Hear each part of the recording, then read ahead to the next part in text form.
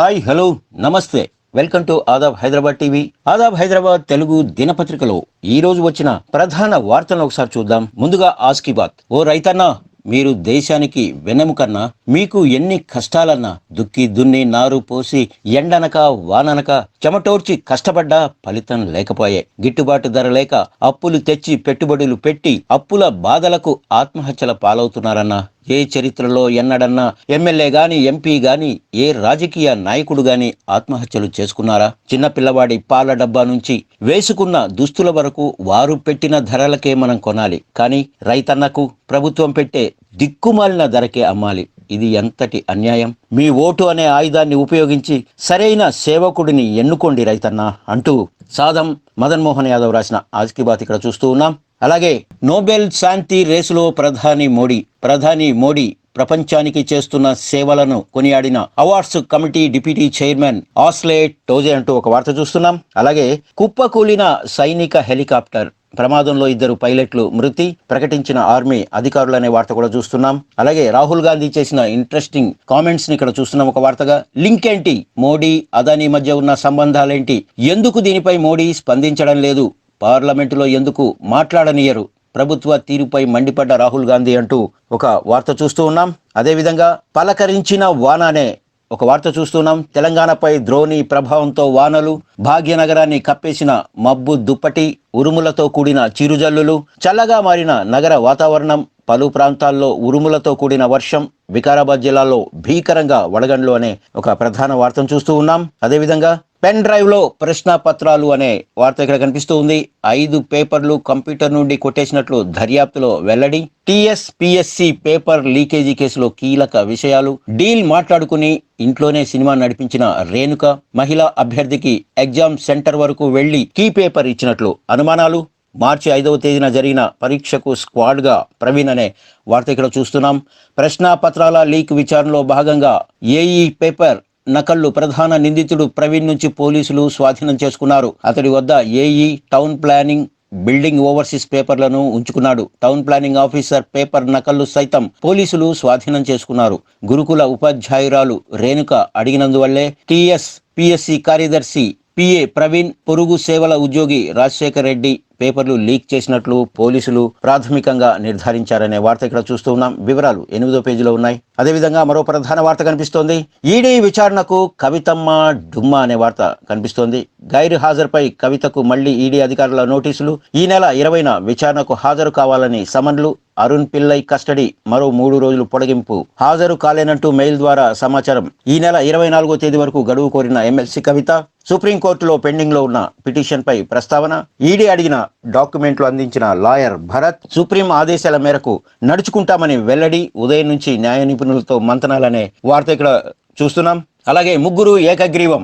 MLA కోటాలో MLC ఎన్నికలు. దేశపతి శ్రీనివాస్, నవీన్ కుమార్, చల్లా వెంకట్రామరెడ్డిలకు ధృవీకరణ పత్రాలు అందజేతానే వార్త చూస్తున్నాం. అలాగే ఐటీ శాఖ విఫలం.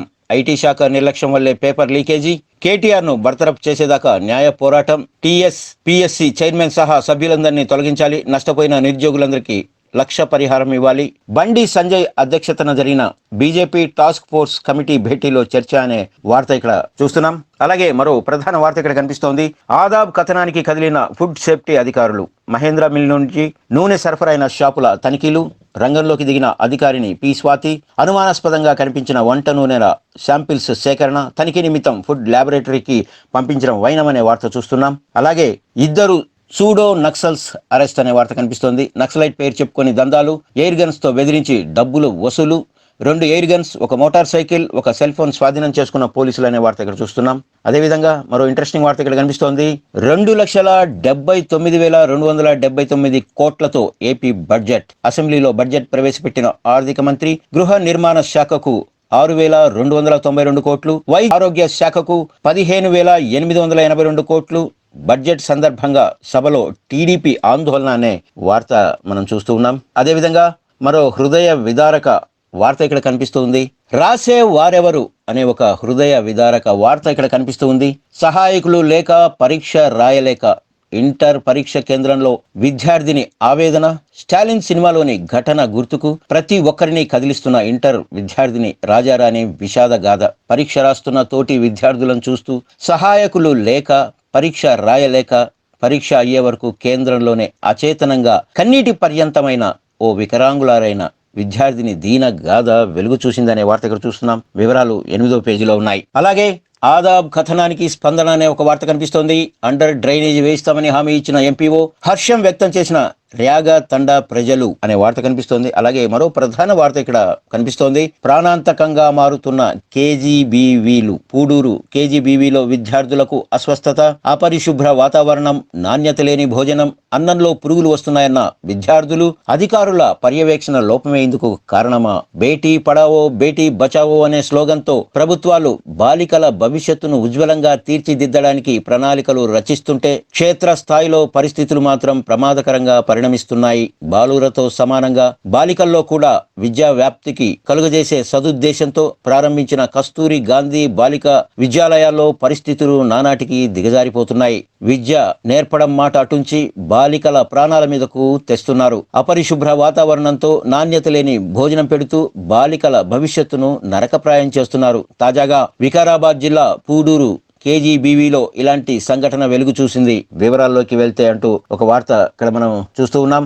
అలాగే బ్రిడ్జి రోడ్డు పనులు చేపట్టేలా అధికారులు కృషి చేయాలంటూ జిల్లా కలెక్టర్ సి నారాయణ రెడ్డి చేసిన వ్యాఖ్యల్ని ఒక వార్తగా చూస్తున్నాం. అదేవిధంగా మరో ఇంట్రెస్టింగ్ వార్త కనిపిస్తోంది. ప్రేమ ఒకరితో పెళ్లి మరొకరితో, ప్రేమించి మోసం చేసిన బీఆర్ఎస్ ఎంపీపీ తనయుడు అనే వార్త ఇక్కడ చూస్తున్నాం. యువతిని ప్రేమ పేరుతో మాయ చేసి పెళ్లి చేసుకుంటానని నమ్మించి 6 ఏళ్లుగా చనువుగా ఉంటూ వేరే అమ్మాయితో ఎంగేజ్మెంట్ కు సిద్ధమయ్యాడు భారత రాష్ట్ర సమితి మండల ప్రజా పరిషత్ ప్రతినిధి కుమారుడు. విషయం తెలిసి యువతి పురుగుల మందు తాగి ఆత్మహత్య యత్నానికి గురువారం మధ్యాహ్నం ప్రయత్నించింది. విషయం తెలుసుకున్న కుటుంబ సభ్యులు బాధిత యువతిని పటాన్ చెరువులోని ప్రభుత్వాసుపత్రికి తరలించారు. ఇందుకు సంబంధించిన వివరాలు ఇలా ఉన్నాయి. సంగారెడ్డి జిల్లా రామచంద్రపురంకి చెందిన వినూత్నేశ్వరితో అమీన్పూర్ మండల ప్రజా పరిషత్ అధ్యక్షుడు ఈర్ల దేవానంద్ రెండో కుమారుడు ఈర్ల ప్రశాంత్ గత 6 ఏళ్లుగా ప్రేమ వ్యవహారం కొనసాగించి పెళ్లి చేసుకుంటానని నమ్మబలికి ప్లేటు ఫిరాయించడంతో యువతి ఆత్మహత్య యత్నానికి పాల్పడిన ఘటన పటాన్ చెరువులో చోటు చేసుకుంది అనే వార్త ఇక్కడ మనం చూస్తున్నాం. ఇవి ఈ రోజు ఆదాబ్ హైదరాబాద్ తెలుగు దినపత్రికలో వచ్చిన ప్రధాన వార్తలు.